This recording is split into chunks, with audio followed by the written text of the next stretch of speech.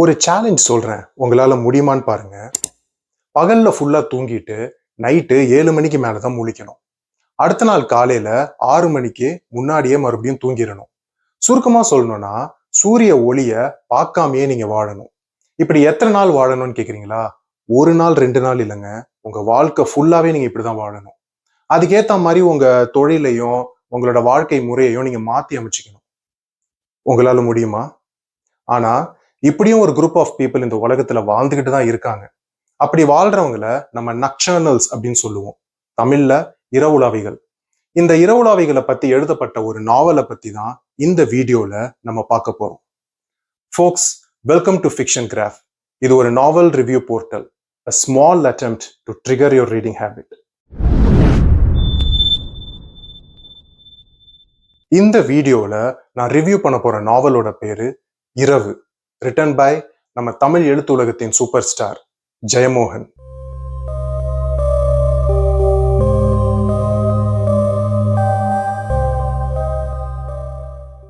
இந்த நாவலோட நாயகன் பேரு சரவணன். அவர் ஒரு ஆடிட்டர். அவரு வேலை நிமித்தமா சென்னையில இருந்து கேரளால இருக்கிற எர்ணாகுளத்துக்கு வந்து போறாரு. அங்க வந்துட்டு ஒரு வீட்டுல வந்து ஸ்டே பண்றாரு. அந்த வீடு பாத்தீங்கன்னா ஒரு அழகான அமைதியான இயற்கை சூழலுக்கு நடுவுல அமைஞ்சிருக்கு. அந்த வீடு பக்கத்துல தென்னந்தோப்புகள் இருக்கு, கடற்கரை காயல்லாம் இருக்கு. அந்த வீடு பக்கத்திலே ஒரு வீடு இருக்கு. நம்ம ஹீரோவான சரவணனுக்கு வந்துட்டு எப்பவுமே அந்த பக்கத்து வீடை பார்க்கும்போது ஒரே மர்மமாவே இருக்கு. ஏன்னா அந்த வீட்டுல பாத்தீங்கன்னா பகல்ல ஃபுல்லா கதவுகள் ஜன்னல்கள் எல்லாமே மூடப்பட்டு இருக்கு. லைட் வெளிச்சம் இல்ல எந்த ஒரு சவுண்டு எதுவுமே கேட்கல. உள்ள ஆள் இருக்கிற மாதிரியே தெரியல. ஆனா நைட் ஆனா கதவுகள் ஜன்னல்கள் எல்லாமே திறக்கப்பட்டு இருக்கு. மென்மையான வெளிச்சம் அந்த வீட்டுல இருந்து வருது. சவுண்டு கேக்குது. உள்ள யாரோ இருக்கிற மாதிரி இருக்கு. அப்பப்போ யாரோ சில பேர் வந்துட்டும் போறாங்க. சோ அந்த வீட்டுல அப்படி என்னதான் நடக்குது, யாருதான் இருக்கான்ற தெரிஞ்சுக்கணும்ன்ற ஆவல் வந்துட்டு நம்ம ஹீரோக்கு உள்ள ரொம்ப அதிகமாகுது. சோ ஒரு நாள் நைட்டு அதை கட்டுப்படுத்த முடியாம அவர் அந்த வீடு வாசல் பக்கத்துல அப்படியே நடந்து போறாரு. அங்க உள்ள போலாமா வேணாமா என்னன்னு அவரு யோசிச்சுட்டு இருக்கிற டைம்ல அந்த வீட்டுக்குள்ள இருந்து ஒரு பெரியவர் வராரு. அவர் வந்து நம்ம ஹீரோவை பாத்துடுறாரு. பார்த்துட்டு வாங்க வாங்க உள்ள வாங்க அப்படின்னு சொல்லிட்டு அவரை இன்வைட் பண்றாரு. சரின்னு சொல்லிட்டு நம்ம ஹீரோவும் உள்ள போறாரு. உள்ள போனோடனே அந்த பெரியவருக்கு வந்துட்டு உள்ள அந்த பெரியவரோட ஒய்ஃபும் இருக்காங்க. அவங்களும் வந்துட்டு நம்ம ஹீரோ வந்துட்டு வரவேற்கிறாங்க. அவங்க கூட பேசும்போதுதான் நம்ம ஹீரோவான சரவணனுக்கு தெரியுது அவங்க 2 பேருமே நக்சர்னல்ஸ் அப்படின்னு, அதாவது இரவுலாவிகள். அவங்க வந்து நைட்டு மட்டும்தான் முழிச்சிருப்பாங்க. காலையில சூரிய ஒளியை பார்க்கவே மாட்டாங்க. காலையில ஃபுல்லா தூங்கிடுவாங்க. போக போக அப்படியே சரவணனுக்கு வந்து தெரிய வருது, இது மாதிரி இவங்க 2 பேர் மட்டும் நக்சர்னல்ஸ் கிடையாது. இது வந்து ஒரு பெரிய கம்யூனிட்டி, நிறைய பேர் இருக்காங்க இந்த கம்யூனிட்டியில. இந்த கம்யூனிட்டியில இருக்கிற மெம்பர்ஸ் எல்லாருக்குமே ஒரு மீட்டிங் பாயிண்ட் மாதிரி இந்த வீடு இருக்கு அப்படின்னு தெரிஞ்சுக்கிறாரு. இந்த வாழ்க்கை முறையையும் இந்த மக்களையும் பார்க்கும்போது நம்ம ஹீரோக்கு வந்துட்டு உள்ளுக்குள்ள இன்ட்ரெஸ்ட் ரொம்ப அதிகமாகுது. இவங்களை பத்தி இன்னும் நல்லா நிறைய தெரிஞ்சுக்கணும் அப்படின்ட்டு ஆசைப்படுறாரு. அதனால வந்துட்டு அவரும் டெய்லி நைட்டு இந்த வீட்டுக்கு வர ஆரம்பிக்கிறாரு. நம்ம ஹீரோ சந்திக்கிற ஒன் ஆஃப் த நக்சர்னல் கேரக்டர் தான் நீலிமா. நீலிமா தான் இந்த நாவலோட ஹீரோயின்னு சொல்லலாம். She is very bold and dangerously beautiful. அப்பப்போ இந்த நைட் லைஃபோட கிளிம்ஸை வந்துட்டு நீலிமா நம்ம ஹீரோக்கு காமிச்சுக்கிட்டே இருப்பாங்க. பியூட்டிஃபுல் எட் டேஞ்சரஸ். இந்த மாதிரி நம்ம ஹீரோ வந்துட்டு நிறைய கேரக்டர்ஸை சந்திக்கிறாரு. ஒவ்வொருத்தருமே இரவோட ஒவ்வொரு பரிணாமத்தை காட்டுறாங்க. எல்லாத்தையுமே உள்வாங்கிக்கிறாரு. அவரும் நிறைய விஷயத்த அனுபவிக்கிறாரு. ஸோ ஃபைனலா நம்ம ஹீரோ என்ன டிசைட் பண்றாரு, நம்ம வந்து நக்சர்னலா வாழலாமா இல்லைன்னா பேக் டு நார்மல் லைஃபுக்கு போயிடலாமா அப்படின்ற இடத்துல தான் இந்த நாவல் முடியுது. பகலை விட நைட்டு வாழ்றது தான் பெஸ்ட், சிறந்தது அப்படின்னு சொல்லிட்டு இந்த நாவல்ல வந்துட்டு பல விஷயங்கள் வந்துட்டு சொல்லுவாங்க. அதுல ஒரு சில விஷயங்கள் மட்டும் நான் உங்ககிட்ட ஷேர் பண்ணிக்கிறேன்.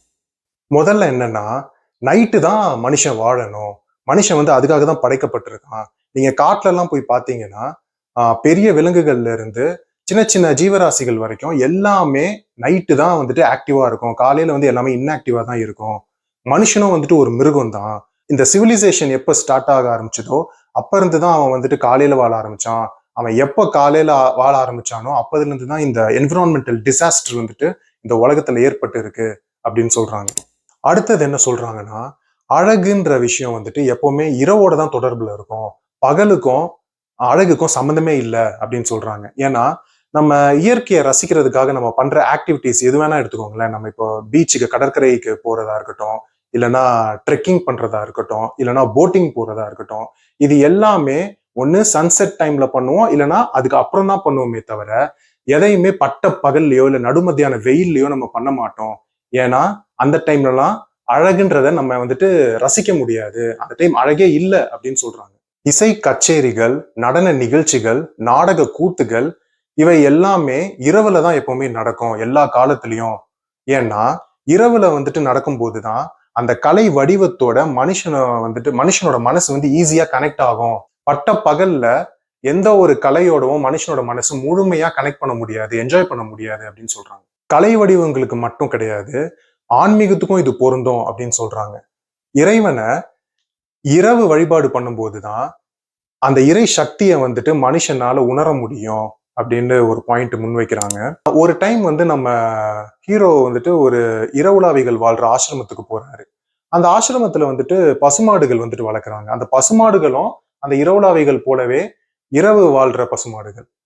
அப்போ ஒரு பாயிண்ட் சொல்றாங்க, இந்த மாதிரி இந்த பசுமாடுகள் வந்துட்டு நார்மலா பகல்ல வாழ்ற பசுமாடுகளை விட 40% அதிகமா பால் கறக்கும் அப்படின்னு சொல்லிட்டு. இப்ப நான் சொல்லியிருக்கிற அட்வான்டேஜஸ்லாம் 5% கூட கிடையாது. இந்த மாதிரி ஏகப்பட்ட அட்வான்டேஜஸ் வந்துட்டு இந்த நாவல்ல சொல்லியிருக்காங்க. நீங்க இந்த நாவலை படிச்சு முடிக்கும் போது ஒரு நக்சனலா மாறுறதுக்கு கூட நிறைய வாய்ப்பு இருக்கு. இந்த நாவல்ல பாத்தீங்கன்னா 2 ஸ்பிரிச்சுவல் கேரக்டர்ஸ் வருவாங்க. ஒருத்தர் வந்து இந்து மதத்துல சாக்தம் பிரிவை சேர்ந்த ஒரு சாமியார், இன்னொருத்தர் வந்து ஒரு Christian father.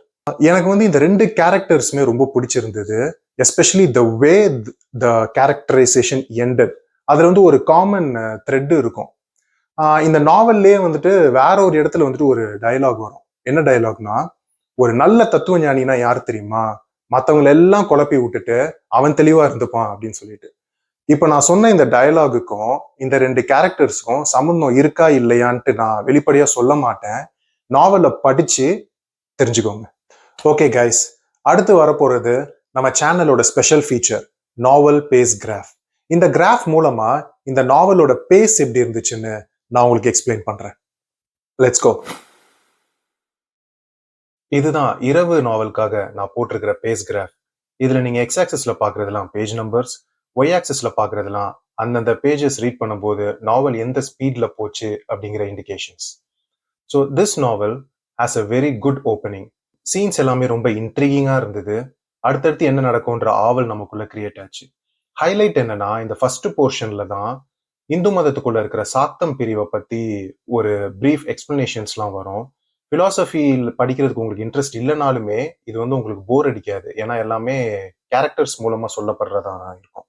Middle of the நாவல்ல வந்துட்டு ஒரு ஸ்லைட் டிப் பாக்குறீங்க. ஒரு குட் பேஸ்ல போயிட்டு இருந்தது வந்துட்டு கொஞ்சம் ஸ்லோ டவுன் ஆகுது. காரணம் என்னன்னா, இந்த போர்ஷன்ல வந்துட்டு வர்ணிப்புகள் வந்து ரொம்ப அதிகமா இருக்கு. அதாவது என்னன்னா, இரவு வந்து எவ்வளவு அழகா இருக்கு, இரவுல வந்து கடலை பார்க்கும்போது அது எப்படி இருக்கு, சிட்டிஸ் பார்க்கும்போது அது எப்படி இருக்கு, மிருகங்கள் பார்க்கும்போது எப்படி இருக்கு, அது பார்க்கும்போது இது எப்படி இருக்கு, இது எப்படி இருக்கு அப்படின்னு சொல்லிட்டு ஏகப்பட்ட வர்ணிப்புகளும் அலங்காரங்களும் நிறைய வரும். இன்னொரு விஷயம் என்னன்னா, கான்வர்சேஷன் பிட்வீன் த கேரக்டர்ஸ் வந்து ரொம்ப கம்மியா இருக்கும். அதனால வந்துட்டு கொஞ்சம் ஒரு ஸ்லோ டவுன் ஆகும். பட் ஆனா கண்டிப்பா போர் அடிக்காது. அரௌண்ட் அந்த லாஸ்ட் 100 பேஜஸ், அதாவது 226 பேஜஸ்க்கு அப்புறம் வந்துட்டு மறுபடியும் நாவல் வந்து பிக்கப் எடுக்குது. ஹீரோ வந்து என்ன டிசிஷன் எடுக்க போறாரு அப்படிங்கிற ஆவல் வந்து நமக்குள்ள தூண்டுற மாதிரி தான் அமையுது. இந்த நாவல்ல பாத்தீங்கன்னா மொத்தம் 24 சாப்டர்ஸ். அதுல அந்த 23 சாப்டர்ஸ் வரைக்கும் நீங்க படிச்சுட்டு அதோட நீங்க இந்த புக்கை க்ளோஸ் பண்ணி வச்சீங்கன்னா உங்களுக்கு ஒரு மாதிரியான ஒரு ஃபீலிங்கை ஏற்படுத்தும். அந்த லாஸ்ட் சாப்டர் 24th சாப்டரையும் நீங்க சேர்த்து படிச்சீங்கன்னா உங்களுக்கு வேற ஒரு மாதிரியான ஃபீலிங்கை ஏற்படுத்தும். ஒரு கைண்ட் ஆஃப் டியூவல் கிளைமேக்ஸா தான் ஆத்தர் ஹேண்டில் பண்ணியிருப்பாரு. எனக்கு கிளைமேக்ஸ்ல ஹீரோ எடுக்கிற டிசிஷன்ல உடன்பாடு இல்லைனாலுமே ஆத்தர் இந்த கிளைமேக்ஸை கன்ஸ்ட்ரக்ட் பண்ண விதம் எனக்கு ரொம்ப பிடிச்சிருந்தது. இந்த நாவலை பத்தின சில கிரிட்டிக்கல் பாயிண்ட்ஸ் நான் உங்கள்கிட்ட சொல்றேன். நெகட்டிவ் பாயிண்ட்ஸ் கிடையாது, இது எல்லாமே critical points to be discussed.